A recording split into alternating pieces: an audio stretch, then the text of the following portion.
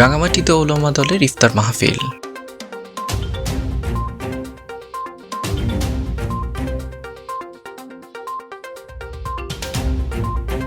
রাঙামাটিতে বাংলাদেশ জাতীয়তাবাদী ওলামা দল সদর ও পৌর শাখার আয়োজনে ইফতার মাহফিল অনুষ্ঠিত হয়েছে।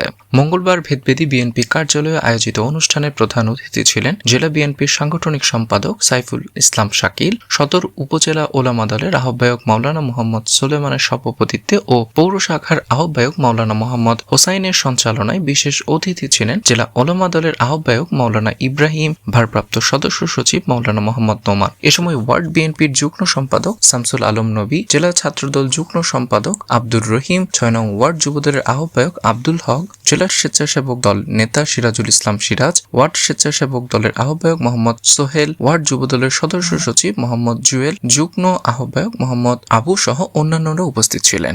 ইফতারের পূর্বে দেশ ও জাতির কল্যাণে বিশেষ দোয়া মোনাজাত করা হয়। Desk report, CST TV।